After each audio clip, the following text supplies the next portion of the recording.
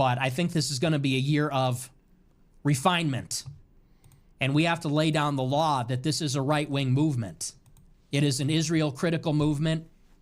We seek to counter Jewish power and the Jewish oligarchy. But it is a heroin addict in the chat just said, I miss the old SNEAKO. Yeah, maybe that's why you're a heroin addict. What do you... right-wing realist movement. It is a pro-America movement. It is a movement that is not naive about the nature of the world and the nature of other countries.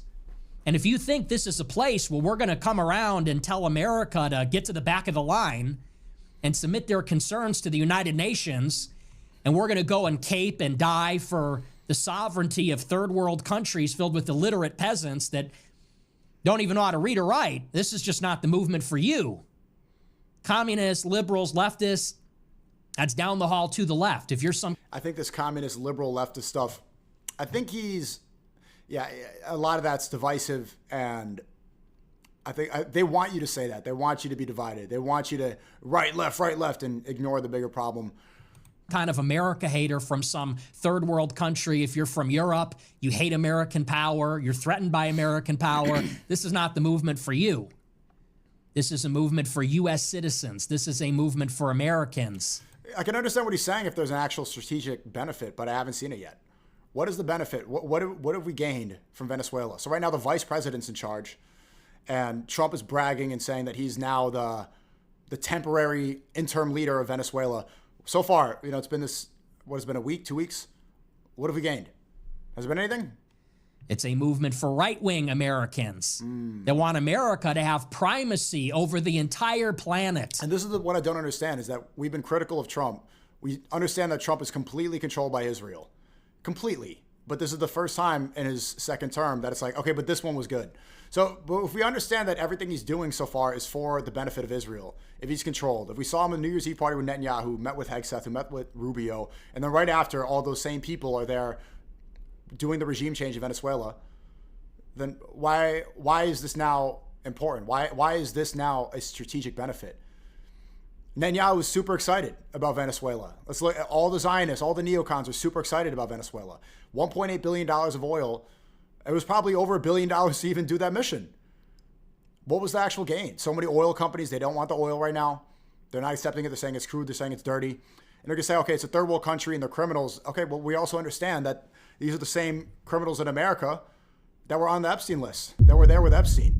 Who's a better criminal? Okay, they deal cocaine, they have machine guns. Is that really worse of a crime than Epstein Island?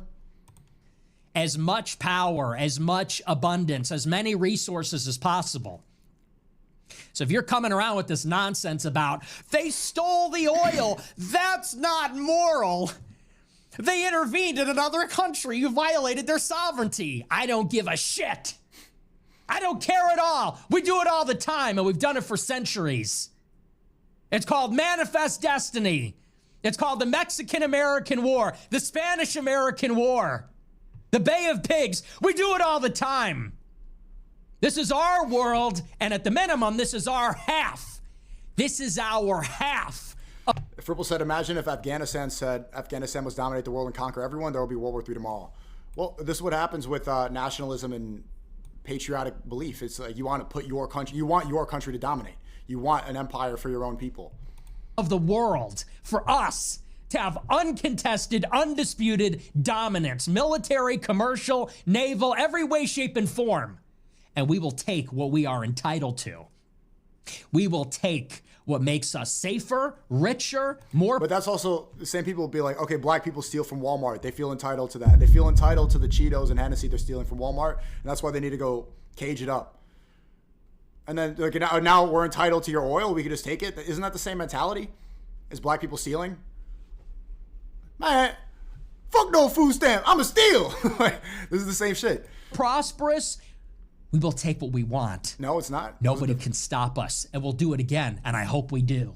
And I hope we do it in Greenland. And I hope we do it in Panama. And I hope we do it in Cuba. I hope we do it everywhere where it makes sense for us. You got a problem with that?